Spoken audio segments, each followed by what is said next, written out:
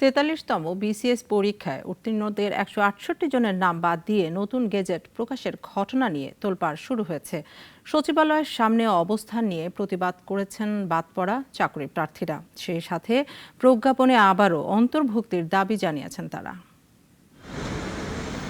৪৩তম বিসিএসএ নিয়োগের জন্য জনপ্রশাসন মন্ত্রণালয়ের ১৫ অক্টোবরের প্রজ্ঞাপন বাতিল করে গত ৩০ ডিসেম্বর নতুন করে আবার প্রজ্ঞাপন জারি হয়। নতুন এই প্রজ্ঞাপনে বাদ পড়েন ১৬৮ জন। এর আগে এই বিসিএস থেকে চূড়ান্ত সুপারিশ পাওয়া ২,১৬৩ জনের মধ্য থেকে অন্তর্বর্তী সরকার বিভিন্ন ক্যাডারে ৯৯ জনকে বাদ দিয়ে ১৫ অক্টোবর প্রজ্ঞাপন করে নিয়োগ দিয়েছিল। সবশেষ প্রজ্ঞাপনের পর ৪৩তম বিসিএস থেকে বাদ পড়লেন মোট ২৬৭ জন। দুপুরে সচিবালয়ের সামনে জড়ো হন বাদ পড়া চাকরি প্রার্থীরা। সচিবালয়ের ১ নম্বর গেটের সামনে অবস্থান নেন। এ সময় বাদ পড়ার কারণ জানতে চেয়ে অন্তর্ভুক্তির দাবি জানান তারা।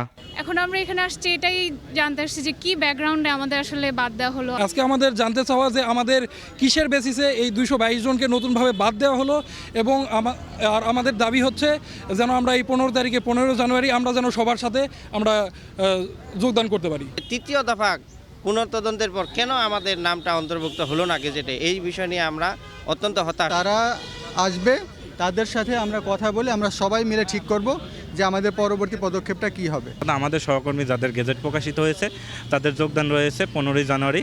আমরা চাই তাদের সাথে আমাদেরও, যারা আমরা গেজেট থেকে বাদ পড়ছি তাদেরকে আমাদের যেন তাদের সাথে আমাদের ১৫ই জানুয়ারি যোগদান করার সম্ভব। ক্ষমতাচ্যুত আওয়ামী লীগ সরকারের আমলে এই বিসিএস এর বিজ্ঞপ্তি প্রকাশিত হয়েছিল ২০২০ সালের ৩০ নভেম্বরে, যাতে অংশ নিতে বিসিএস এর ইতিহাসে দ্বিতীয় সর্বোচ্চ আবেদন ৪,৩৫,১৯০ জনের আবেদন জমা পড়েছিল।